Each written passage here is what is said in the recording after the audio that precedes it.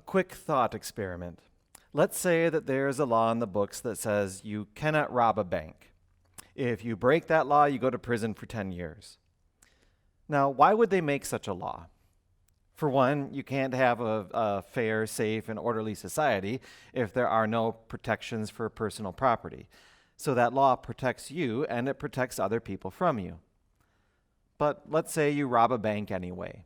You get caught, and the judge follows the law and sentences you to prison for 10 years. You're not happy with the situation, but the judge did the right thing.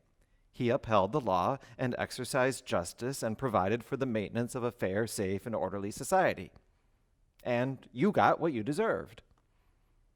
God's laws serve the same purpose, to maintain a fair, safe, and orderly world, to protect us and to protect other people from us. Honor authority, don't murder, honor marriage and family, don't steal. Those laws are good for us. If we were perfect, we wouldn't need them because we would naturally comply with God's design for the world, but we're not perfect. We're sinful, which means we've broken God's law, and on account of that, we deserve punishment. We may not like that, but just like the judge with the bank robber, God's punishment is the right thing. According to God's law, God gives us what we deserve. It's the epitome of fairness. This is where such things as death and hell come in. God's law is one of the key teachings of the Bible, but it's not the last word. Another key teaching of the Bible is the gospel. Gospel literally means good news. According to the gospel, God gives us what we don't deserve. Change the thought experiment. The bank robber stands before the judge. He's guilty as the day is long, but the judge declares him to be not guilty and honors him with a Citizen of the Year reward. It's not because the bank robber has offered a convincing excuse or promises never ever to rob a bank again. The bank robber has done nothing to deserve the judge's favor. That's the gospel.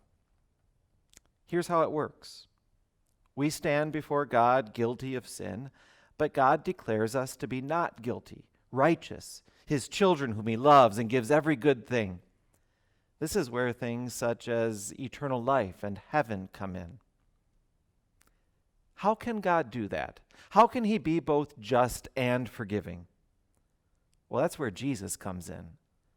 The heart of the Bible's message is that God took our sin and guilt and put it onto Jesus. Jesus made it his own, and God punished Jesus in our place. And God took Jesus' perfect obedience and righteousness and gave it to us. The law and the gospel can stand side by side. God can be both just and forgiving because of Jesus' death on the cross. There, God gave Jesus what we deserved and gave us what Jesus deserved. 2 Corinthians chapter 5, verse 21 is one of the many passages that explain how this works. God made him who had no sin to be sin for us, so that in him we might become the righteousness of God. We could call it God's great exchange. Another passage that puts it beautifully is Isaiah chapter 53, verse 5. I'll let you read that on your own.